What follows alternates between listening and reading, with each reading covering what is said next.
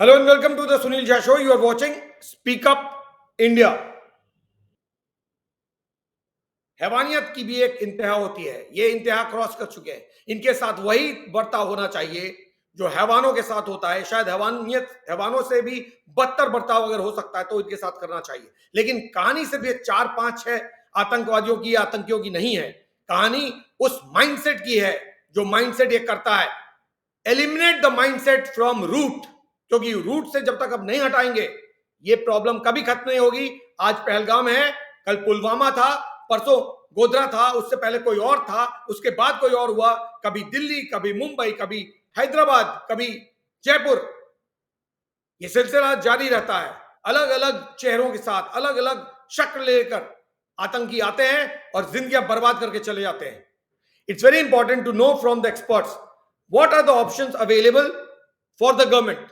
Government के पास options क्या क्या हैं। ये सारी वो चीजें हैं जो किताबी ज्ञान है। ये हो गया, वो हो गया, वो हो गया, बट आखिर सरकार क्या करेगी? सप्तऋषि Basu, who has been a maritime strategist, who is a maritime strategist and also security analyst in the coin and cognitive warfare domain, अपने काम को बेखूबी जानते हैं, उन्हें मालूम है क्या करना होता है। And he joins me on the show tonight. Welcome to the show mister Basu. You have had a long standing career in the field of security. मेरा सबसे पहला सवाल, my first question is, we were made to believe that the situation in JNK is much better and improved. Terrorism is a thing of past and life is all peaceful. And then we have seen Pahalgam. What according to you are the reasons that Pahalgam happened? आखिर क्या वो reasons हैं जिसके कारण हम वो देख रहे हैं जो पहलगाम में देख रहे हैं? क्यों पहलगाम हुआ? What is your thought on that? Uh, Thank you for inviting me in the show. There are two bits from my side. For the common man, there is a difference between insurgency and terrorism. Insurgency is when a section of your indigenous population rises against the rule and they take up an armed struggle or whatever. Terrorism are the kind of attack which you have seen in 26/11 and in Pahalgam are signature attacks of a type of warfare called sub-conventional warfare, where armed forces are used or auxiliaries or militia or let us say stateless actors within courts are used by a state to carry out kinetic operations for coercive measures for political ends. यानी ये एक जंग है। आपने जो बोला कि this is not a terrorist attack, it is not only a terrorist attack, it is basically behind the line operations because it is carried out behind the back of the international border or LOC line of control, and it is behind the, let us say, security forces behind the lines operation.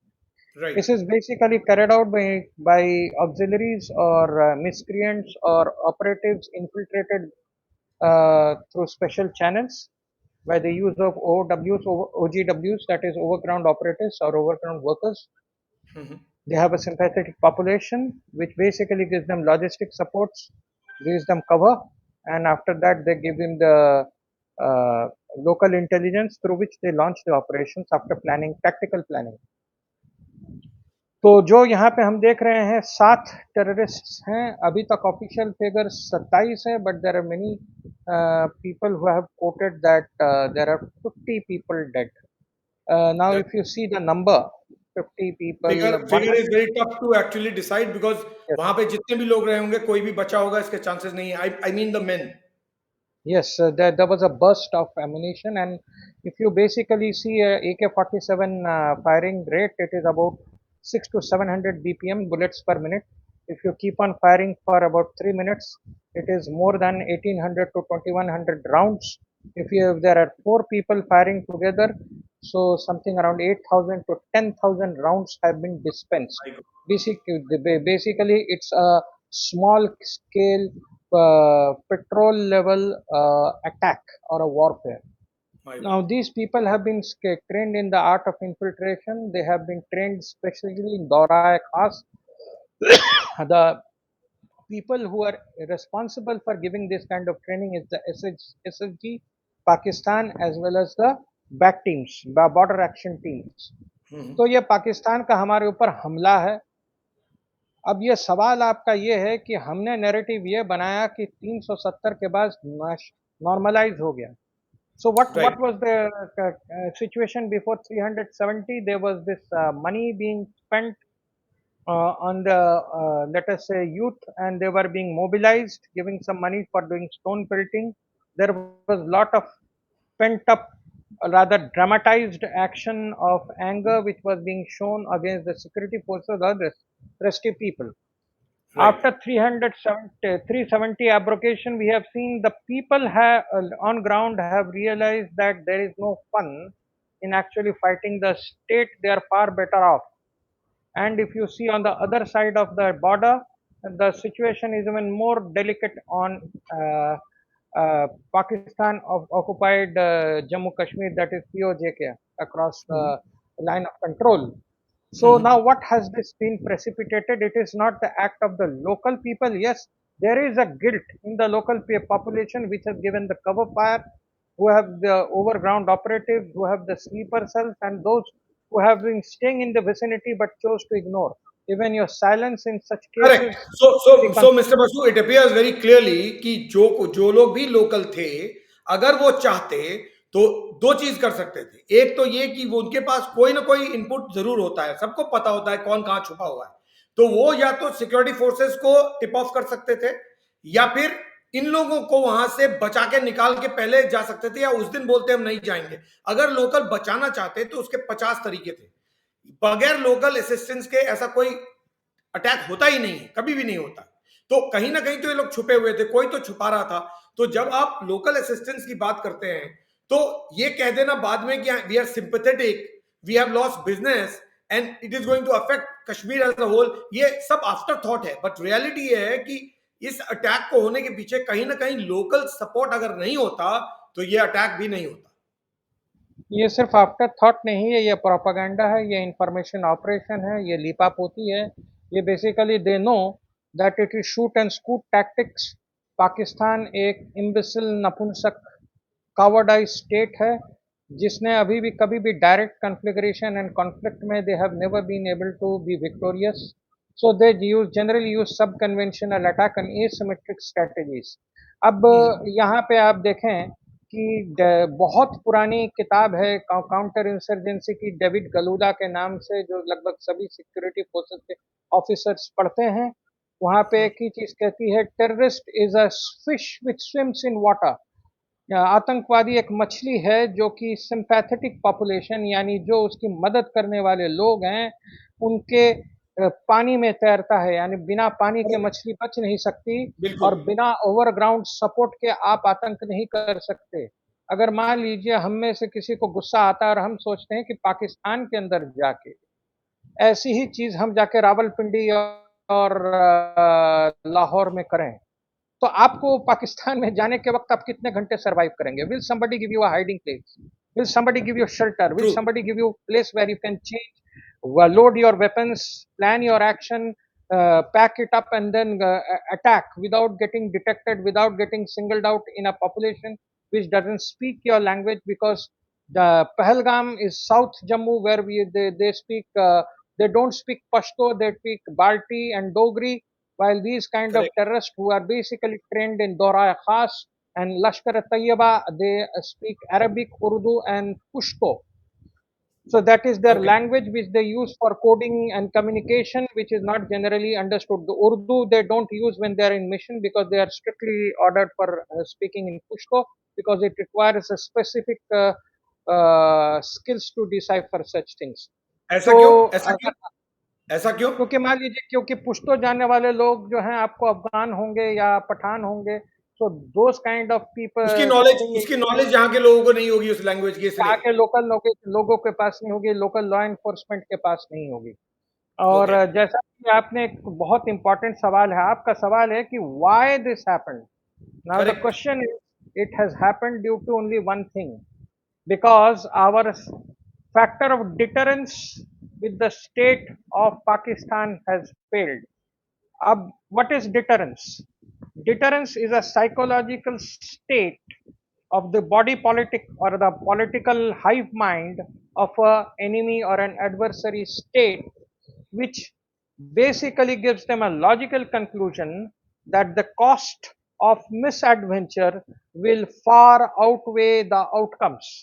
यानी हम जो दुष्कृत्य करने जा रहे हैं उससे जो हमें ऑब्जेक्टिव्स को जितना हम हासिल कर पाएंगे उससे कई गुना ज्यादा नुकसान हो जाएगा, इसलिए कई बार हम ये ऐसा नहीं करते. This is basically on the premises of a rational actor. Now, the person who is the COAS Pakistan, that is Commander of Armed Services, ये एक मुल्ला जनरल है, एक जिहादी Yeah, माइंडसेट I का. was, I was coming to that. I was coming to that. I just wanted to remind the viewers that recently, Army Chief, Pakistan Army Chief, he made a statement. And I heard that statement. It was about a week ago. And in that, he was talking like a cleric. He was not talking like an officer. He was talking like a cleric. कोई ऐसा शख्स जो कि किसी religious place पे प्रवचन दे रहा हो, सरमन दे रहा हो, उस तरह से बात कर रहे थे. वो ऑफिसर लग नहीं रहे थे, लेकिन उन्होंने जो कुछ भी कहा वो अपने आप में इंडिकेट कर रहा था कि कुछ ना कुछ उनके दिमाग में या पाकिस्तानी सेटअप के दिमाग में चल रहा है. Mister Basu, do you connect what he said about just a few days ago with what has happened in Pahalgam now? कोई कनेक्शन? ये पूरा का पूरा जो ऑपरेशन है is very simple. It has been orchestrated, planned, abated, trained, and executed by Pakistan Army and their proxy, that is Lashkar-e-Taiba. It's as simple as that. The timing is unmistakable because it was supposed to send a geopolitical message to J.D. Vance and her wife Usha that this country is not safe for you. This country Yeah, there is was not also safe a for you. report, Mr. Basu. There was a report. There is a report I read which said that they wanted to actually target the tourists on 19th of April when Prime Minister was supposed to be in J&K. क्योंकि उन्होंने cancel कर दिया था, इसलिए उन्होंने 19th के attack को hold पे डाला and they waited for the Vice President of US to come to India and they carried out the attack then. So basically they wanted to embarrass the Prime Minister on 19th. Since he did not go, they embarrassed him when the US Vice President was here. लेकिन ये embarrassment की बात नहीं है, मुझे लगता है ये embarrassment से कहीं ज्यादा है. ये एक डिजाइन है जो खत्म नहीं होता है और ये लगातार चलता रहता है. तो आखिर अगर ये हो रहा है तो जैसा आप एक्सप्लेन कर रहे हैं कि एक दो तीन रीजन, दो रीजन तो आपने ऑलरेडी बताए, तो क्यों हो रहा है जो लोग सोच रहे हैं इस वक्त, और दूसरा अगर हो रहा है तो फिर ये कब तक चलता रहेगा? ओके, देखिए इसकी बहुत सिंपल वजूहात है और the answer lies in the question itself. पहली बात है कि एक्टर कौन है. पहली बात है, what is terrorism all about? Terrorism is a targeted use of violence as a crime, not for profit motive but for political ends. Correct. अगर आप क्राइम का इस्तेमाल करते हैं प्रॉफिट के लिए यानी फायदे के लिए करते हैं तो आपके खिलाफ पीनल प्रोविजंस यूज की जाती हैं. यानी अगर आपने एक गुनाह किया तो उस गुनाह की सजा होगी. जनरली द कैलिब्रेशन ऐसी होती है, खास करके hard states and soft states and open states के बीच में, कि न्यूनतम तरीके से जो गुनाह की सजा होती है गुनाह से होने वाले फायदे से ज्यादा होता है. Like if you do chain snatching you will be about 3 months in rigorous imprisonment. एक चेन को लीजिए और आपको 3 महीने पत्थर तोड़ने पड़े, आप बोलेंगे नहीं यार नहीं चाहिए. But Correct. that is in case of a rational action of a crime for profit motive. And here is where the terrorism is different. Terrorism is for a specific ideology. It is for a political end.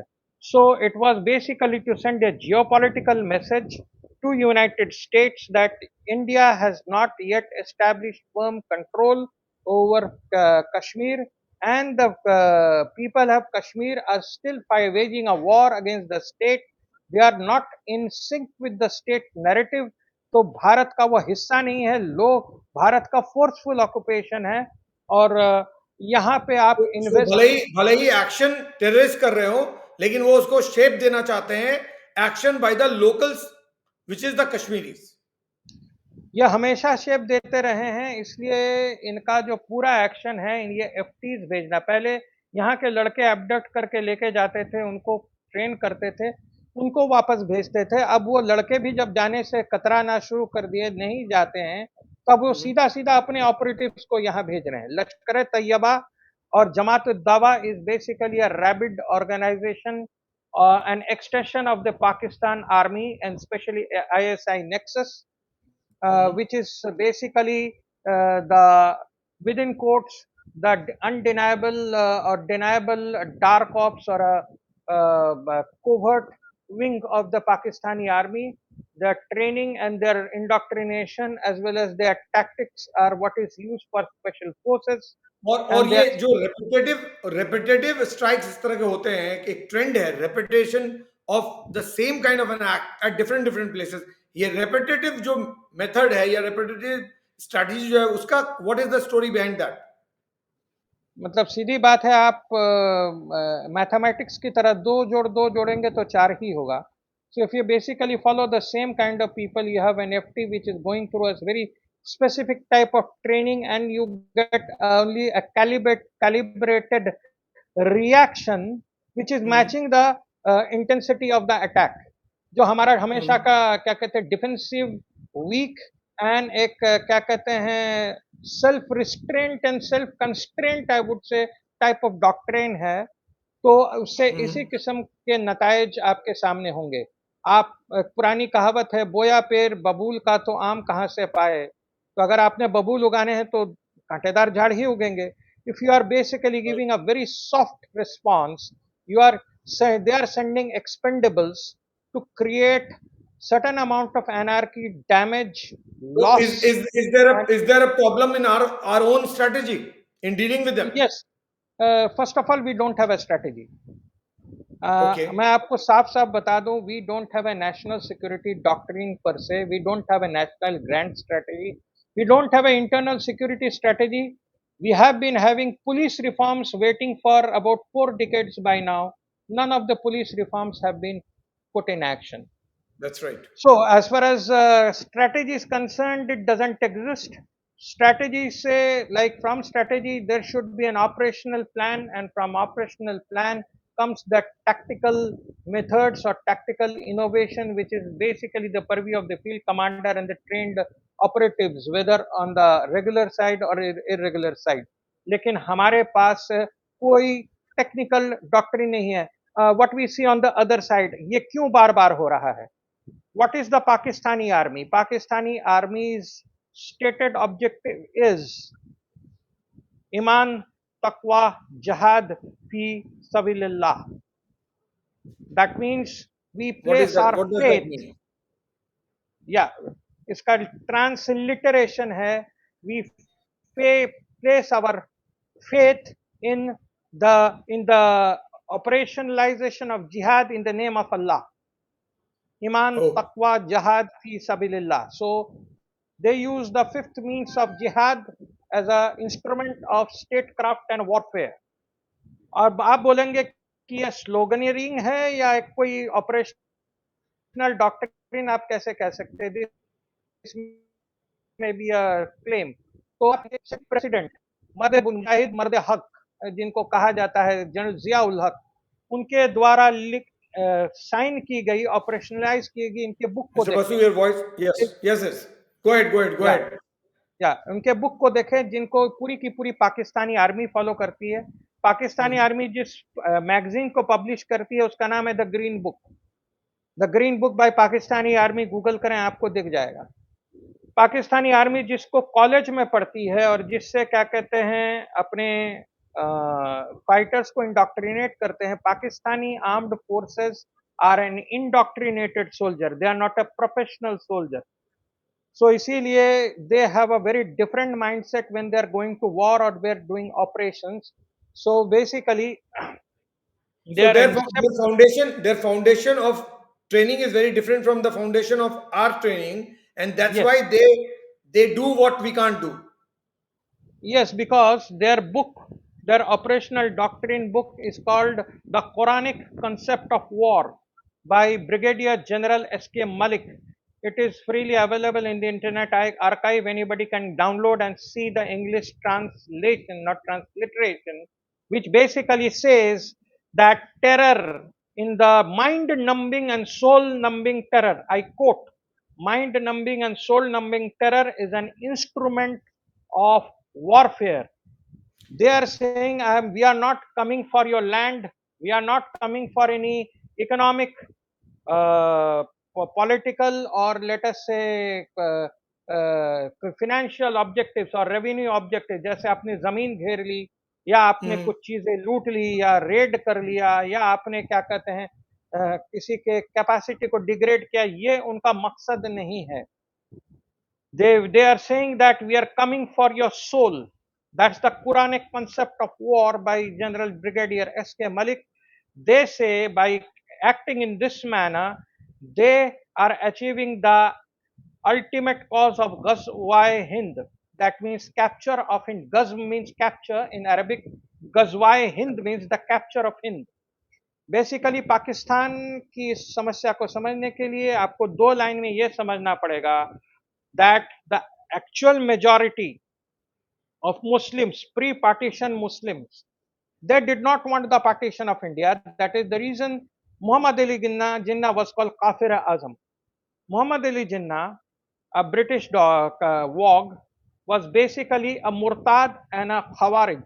Why? Because he used to drink wine, he used to eat bacon, pig, and he used to do everything un-Islamic like eloping with a prince's daughter. And he never practiced Hajj, he never kept Rosa, and he didn't even know how to read a Kalma. He later on picked it up somewhere in order to basically turn court as a Islamic so-called pseudo-radical, and he created the vivisection of the country. लेकिन जिस आदमी ने जिसको आप पाकिस्तान का कैद ए आजम, that means supreme leader, कैद means the leader and Azam means the best of best. So if the supreme leader of Pakistan is a murtad, so you can understand what kind of oxymoron Pakistan is, which calls itself a Islamic democracy or Islamic Jamhuriyat, which is again an oxymoron on Basu अगर simple way में सोचें, इस वक्त अगर जो लोग भी Pahalgam incident को देख रहे हैं, जो भी दर्शक हैं, जो भी भारतीय हैं, जो भी हिंदू हैं, अगर उनसे बात करेंगे तो उनको एक ही चीज समझ में आती है. उनको ये समझ में आता है कि हमें प्रॉब्लम पता है, हमें प्रॉब्लम पता है कि प्रॉब्लम इज टेरर. हमें ये भी पता है कि प्रॉब्लम ओरिजिनेट कहां से हो रहा है. हमें ये भी पता है कि प्रॉब्लम को हार्बर कौन कर रहा है. हमें ये भी पता है कि प्रॉब्लम के सिंपैथाइजर्स कौन है. तो प्रॉब्लम का सॉल्यूशन उस इन 1 2 3 4 प्रॉब्लम्स को एलिमिनेट करने में, उनको रखकर उनसे पे डिप्लोमेसी करने से, उन पर अलग अलग सॉफ्ट पेडलिंग करने से, या don't look into the eyes of the problem और don't take the bull by horn, इससे नहीं होने वाला है. सबको समझ में आता है कि प्रॉब्लम अगर ये है तो इसका एलिमिनेशन इज द सॉल्यूशन. आपके मुताबिक ये हेजिटेशन क्यों? Why are we hesitating as a country to eliminate the problem from the root? Because every time some solution comes, it's a short term piecemeal solution. It never comes with a permanent solution because आप problem को eliminate नहीं कर रहे हो. तो आम लोगों के दिमाग में केवल ये है कि अगर हमें पता है प्रॉब्लम क्या है तो फिर वो एलिमिनेट क्यों नहीं हो रहा है. And why are we hesitating?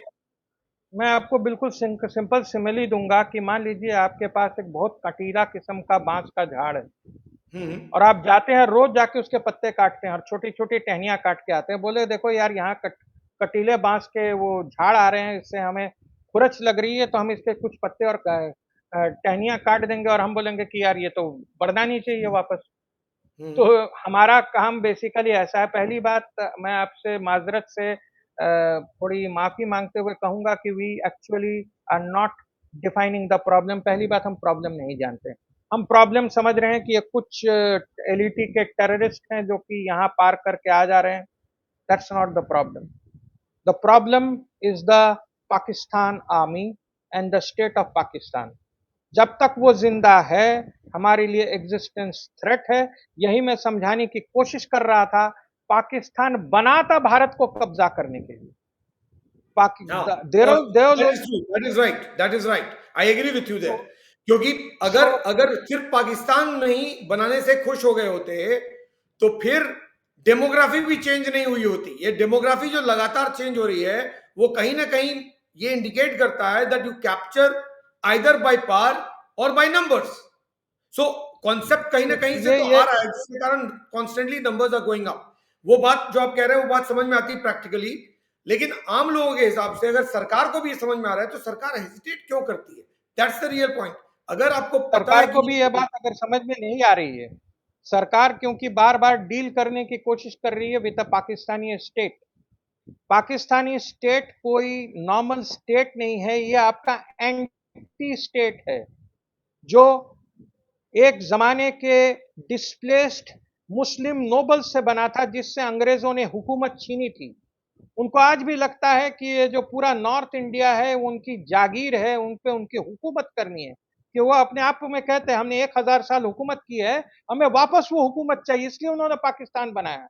So okay. The root cause is not the terrorist, the root cause is not one or two organizations, there can be hundreds of it.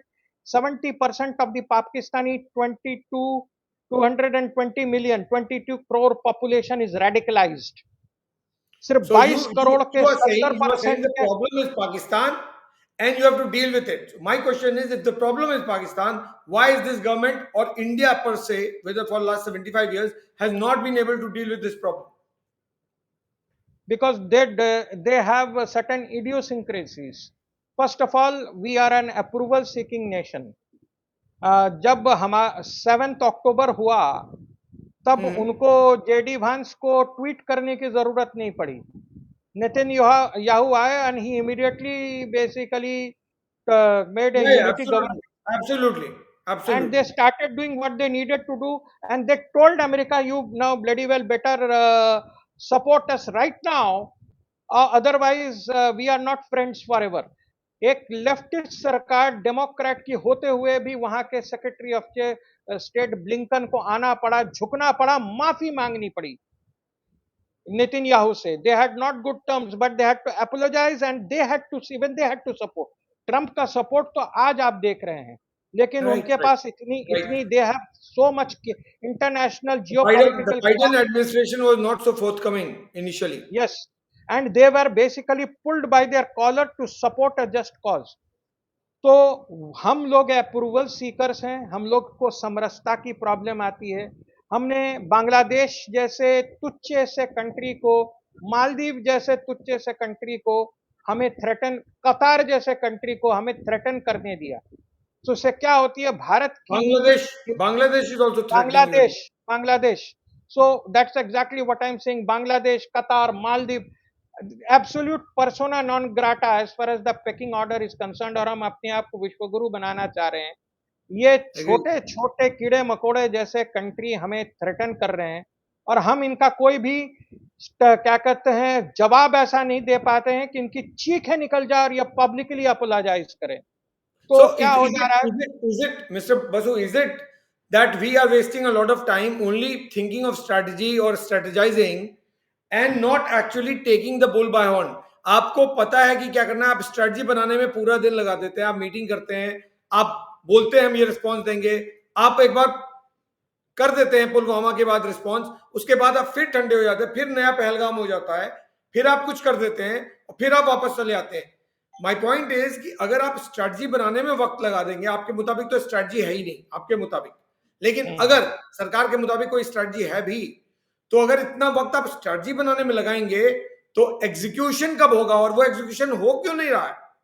हमें कोई एग्जीक्यूशन दिख नहीं रहा है, क्योंकि we all know the problem, but there is no elimination of the problem. Result is that you are facing this every time. Sometime 50 people or 28 people killed here, women are widowed, kids are orphaned, mother father are wailing, उनके सामने उनके बेटे को मारा जा रहा है इस बुरी तरह से, और सिस्टम स्ट्रैटेजी बना रहा है, लेकिन वो स्ट्रैटेजी किसके लिए बना रहा है? ये फिर कल मरेंगे कुछ और, तो आप स्ट्रैटेजी किसके लिए बना रहे हो?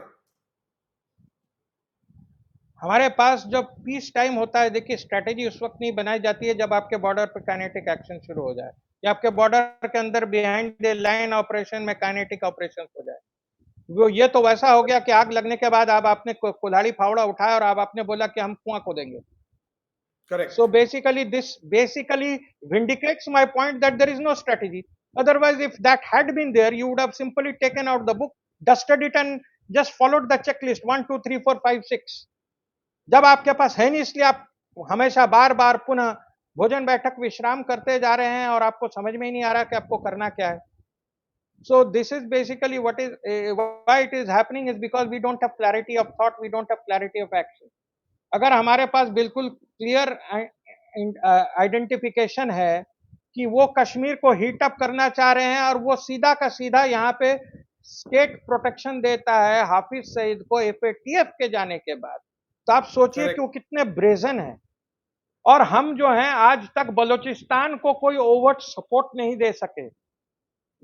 आज तक हम क्या कहते हैं, पख्तूनियों को कोई ओवर्ट सपोर्ट नहीं दे पाए, हम सिंधिस्तान मूवमेंट को नहीं दे पाए. आपके आपके मोस्ट वांटेड को वो आज तक बचाता रहा है, चाहे वो दाऊद इब्राहिम हो, चाहे वो हाफिज सईद हो, चाहे वो सलाउद्दीन हो, कोई भी हो. ये उन आपके जितने मोस्ट वांटेड हैं उनको वो प्रोटेक्ट करता रहा है. आपकी वो सुनता नहीं है. आप उसको बोलते रहते हैं, इंटरनेशनल कम्युनिटी पे जाकर आप रेज करते रहते हैं, लेकिन फिर भी कुछ नहीं होता है. एक बार पहलगाम होता है, इंटरनेशनल कम्युनिटी आपको सपोर्ट करती है. फिर पुलवामा हो जाता है कभी, तब फिर सपोर्ट कर देती है. आप सपोर्ट लेकर आप समझते हैं कि आपको सपोर्ट कर रहे हैं, लेकिन पॉइंट ये है कि अगर इस तरह से चलता रहेगा, एक वक्त ऐसा आएगा कि ये सपोर्ट की जरूरत नहीं पड़ेगी, क्योंकि देश ही हाथ से निकल जाएगा. नहीं, आप एक चीज बताएं कि जब रशिया को उसके इंटरनल सिक्योरिटी या बॉर्डर सिक्योरिटी खतरे में नहीं पड़ी, खतरे में पड़ने का अंदेशा हुआ, तो उसने किसका सपोर्ट मांगा? जब इजराइल को लगा कि ओलंपिक में उनके लोगों को मार दिया गया है, तो उसने किसके पास जाके अर्जी की, भाई हमें इसको मारना है, रेड प्रिंस को कैसे भी मारना है? इजराइल ने जाके किसको अर्जी दी? उसने क्या कहते हैं, ब्लैक सितंबर ऑपरेशन किया या नहीं किया? जब क्या कहते हैं यूएस के जाके ट्विन टावर ठोक दिए गए, तो जॉर्ज डब्ल्यू बुश ने यूएन कन्वेंशन बुला के सबके सपोर्ट मांगे थे कि भाई हम पाकिस्तान में जाके सेकंड वर्ल्ड वॉर का दुगना बम गिराएंगे और वहां पे हम आपका थोड़ा हमें हस्तलिखित सपोर्ट दीजिए, एक रेजोल्यूशन पास करेंगे. Did they pass a resolution? They sent their bombers. आपके आज तक आप बाकियों को छोड़ दें, सबसे कमजोर एक राष्ट्र था जिसके ऊपर अमेरिकियों ने भयंकर हमला किया था. वियतनाम की बात कर रहा हूं, after fall of Saigon. True.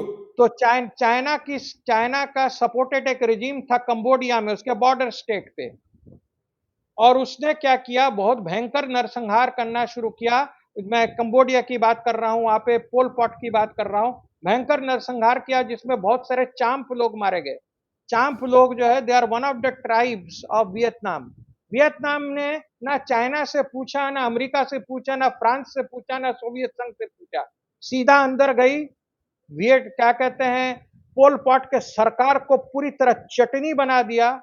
Pol Pot को उठा के उसके ही देश में जेल में बंद किया, दूसरा रिजीम चेंज कर दिया.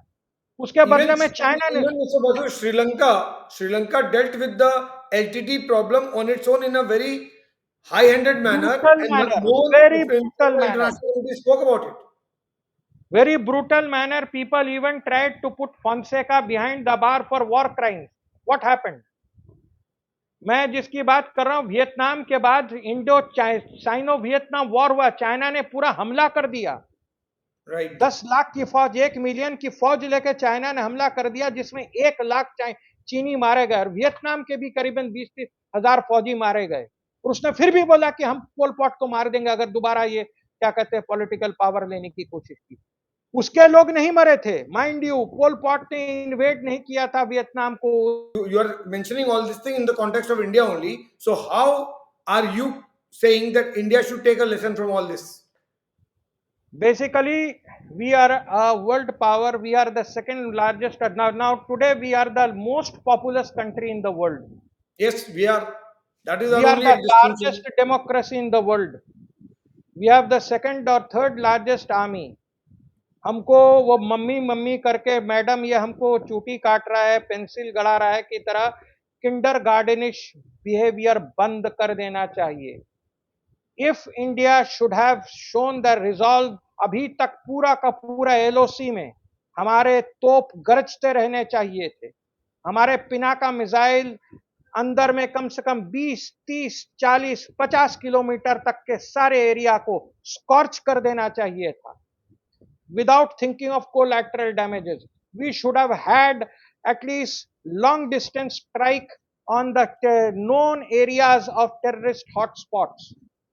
और उसके बाद भी ये मामला खत्म नहीं होता. हमको जो सिंबॉलिक बिल्डिंग है, GHQ रावलपिंडी हेडक्वार्टर्स, और जो आपपारा का जो टावर है इस्लामाबाद में ISI हेडक्वार्टर का, उसके ऊपर ब्रह्मोस चला देने चाहिए थे, ताकि उनको पता चले कि दिस स्टेट मीन्स बिजनेस.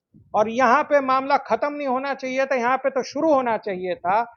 आपको मैं सोल्यूशन बता रहा हूं. इनके परपेट्रेटर्स वो जिहादी नहीं है जो मरते हैं. इनके परपेट्रेटर्स वो जनरल है जिनके बच्चे US, UK, Australia, New Zealand, Canada में जाके पढ़ते हैं.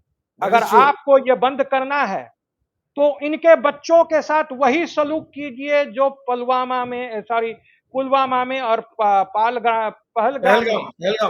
पहलगाम में आपके लोगों के साथ किया गया है. Make the doctor test their medicine. जब एक हाकिम को उसी की दवा और दारू का असर पता चलता है तो वो अपना इलाज उस वक्त उसका खुद ब खुद हो जाता है. Once you bring the terror to the house, the immediate family of the chief conspirator, that is the commander of armed forces of Pakistan, Munir के बच्चों के जब लाशें गिरेंगी या उसके परिवार वाले जब मारे जाएंगे, तब उसको समझ में आएगा कि ये ठीक नहीं कर रहे हैं, अब थोड़ा शांत बैठने का मौका आ चुका है. The actual target is the इनके कोर कमांडर्स, इनके ISI और इनके मिलिट्री इंटेलिजेंस, इनके बैक कमांड टीम के लोग, और जो वेस्टर्न सेक्टर के इनका जो कोर कमांडर है उसका परिवार जो है वो अभी आपका सेंटर ऑफ ग्रेविटी है. आपको वहां पे स्ट्राइक करना होगा अगर आपको मैसेज भेजना है कि our lives are as precious as yours. You think we are children of lesser God? It is not about revenge, but it is about just to indicate that we mean business. And if you do it, then we will also respond, because ultimately our life also matters. So that point absolutely valid and well taken. What according to you? What is your assessment? ये government, prime minister, specially prime minister Modi, जिनको कि इस case में बिल्कुल open challenge दिया है terrorist ने, उन्होंने छोड़ा विमेन और बच्चों को ये कहकर कि मोदी को जाओ और बताओ कि हमने ये किया है. ऐसे में ये गवर्नमेंट आपके मुताबिक क्या करेगी? What is the possible action that you foresee कि ये हो सकता है और ये होगा?